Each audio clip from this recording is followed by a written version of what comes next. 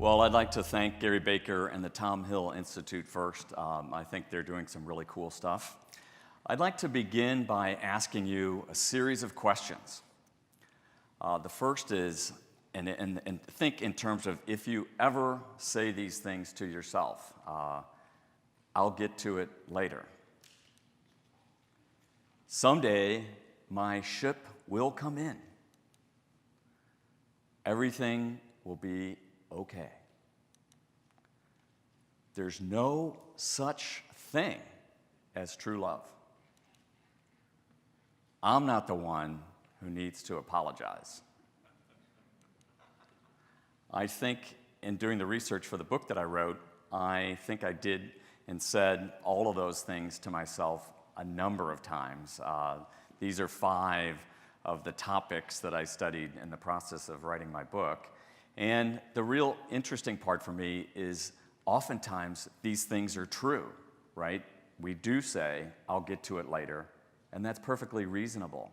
However, in doing the 200 interviews I did with research subjects, I found that sometimes the I'll get to it later, guess what? Never happens, right? And so these statements actually end up becoming lies. I'm sorry to tell you, but they become lies we tell ourselves. And they're a way of buying ourselves excuses and time because we don't really want to deal with it. So in the next 13 minutes, help is on the way. And I'm not going to put any of you through or advocate that you go through a lie detector test like this poor guy had to do in this movie.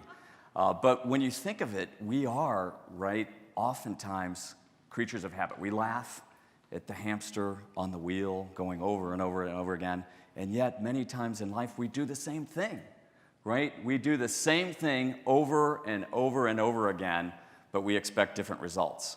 And I'm Exhibit A. I finally had the good sense at age 38 to get help myself. I went to a therapist and I tried to figure out why things weren't working so well in my personal life. And it was a good move for me. I discovered what you're going to hear about today in that therapeutic session. And then I decided, wow, I wonder if what worked for me personally could also help me as the CEO of a public company. And guess what? It worked. It did. So that's what I'm here to share.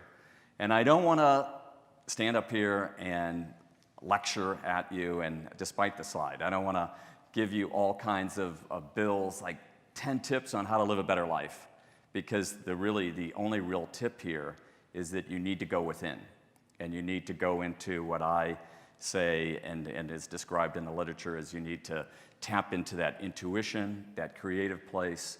You need to go into the right brain and kind of balance out function. So that's really what it's about. We hear often if you've been to any strategy session like I have in my 35 years in the corporate world, 19 boards of directors, 20 years at a bank, we hear, think outside the box. Let me just ask you, let's be honest here. Does anybody actually know how to do that? What do you do when somebody says that? Does anybody have a suggestion, an idea, something that works? Hearing none, I'll move on. So it is possible to suspend disbelief, and that's what I'd like you to do here for a couple minutes, and this was an actual cloud, by the way, created by scientists, so this is technically possible. And as you're doing that, I want you to look at the slide. Do you see a young woman or an old woman? Or do you see both, a young woman and an old woman? So this is a little bit of a wake up to how our brain works, because it works in very mysterious ways.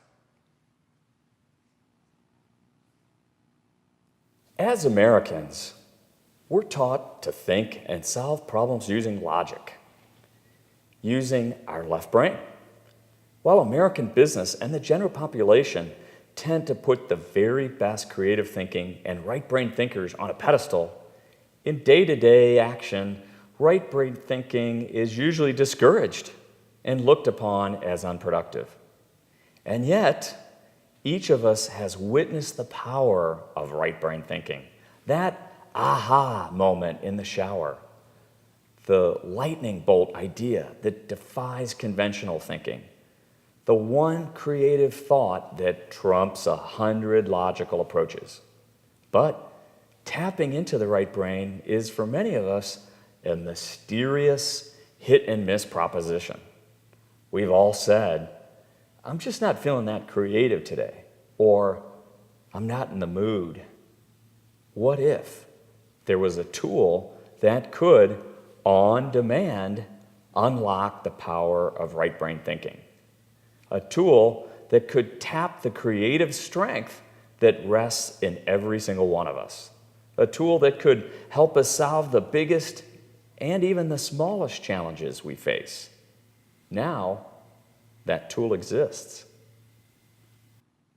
And the simple answer is the tool is being able to use our own mind, our own brains differently. We hear it said, but we often don't know how to do it. I'm here to advocate that we balance our thinking approach, that we use more of the left brain and the right brain rather than just the traditional logical way. This is, I know you won't be able to see a lot of this, but the visual here is this shows what Dr. Roger Sperry discovered in 1981 and won a Nobel Prize for, is that our brains are divided. We have a left brain, which is the linear logical. We have a right brain, which is the more creative, intuitive. So they're very different landscapes. The short version is probably one of our famous thinkers had a lot to say about it. And this slide really shows that the left is what we know to be the more logical, linear, analytical part of the brain that keeps the bills paid, keeps us employed, makes us go through our everyday routines with regularity, but it doesn't necessarily help us as much with the bigger kind of things in life. The right brain is the intuitive, the problem solving, the creative, the emotional, the expression. So it makes sense that these be balanced, right?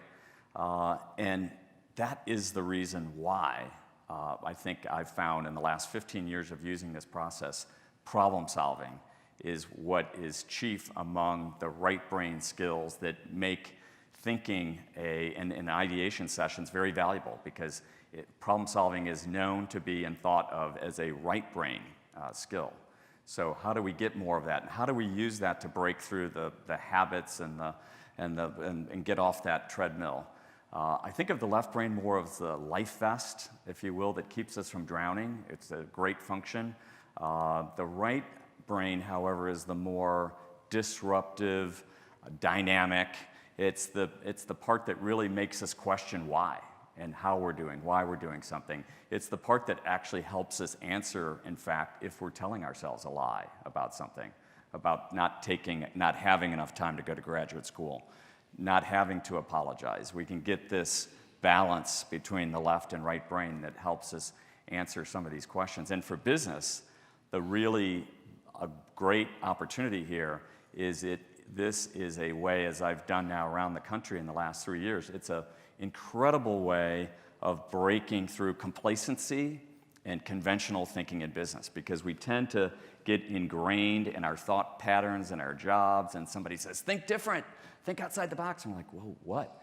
Well, tapping into the right brain, unlocking the insights there, unlocking that creativity, I think is the best way I've seen in 35 years to get there.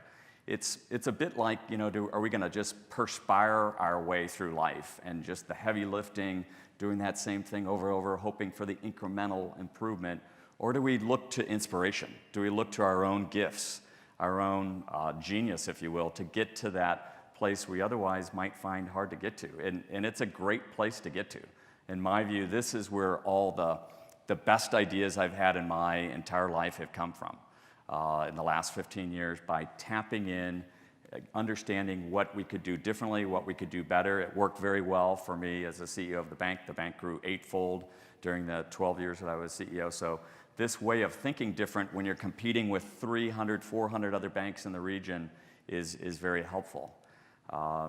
It makes us, in a sense, a little bit, unstoppable in a kind of different kind of way. It kind of extends maybe the skills that we maybe don't have and makes us more sort of fierce on the playing field. And it allows us to kind of stop this kind of madness of running through that routine over and over again and gets us out of there. So I in the years that I spent doing the research, I, for lack of a better term, really described this process of one of unlocking our inner genius, because it felt to me like we're able to, and in the 200 people I did the research with, and now I've taken it to over 5,000 people in corporate America in the last 4 years, and it's interesting to see people be able to get to and harness what would otherwise be beyond reach. And so it seems like we all have our own unique talents and gifts, and this seems to be a very unique, interesting way to get there. It's my view of the promised land, if you will, because it's a quick, easy way of uncovering issues, problems, and things that may haunt us in life. The book is filled with 8 examples of people who were haunted by various issues for sometimes decades. And they were able to use this methodology to get an understanding of why they were in that place and get the awareness and then move forward with solutions. So Steve Jobs, if you read his biography, went to India and dropped acid and created the world's most valuable company. For most of us, that's not terribly convenient. You know, we don't have the time, we don't want to necessarily take the drug risk. We got a police officer right here in the front, so we don't want to be doing that. It's not condoned. But there is another way that we can activate that right brain, get to that place of creativity, push through the barriers.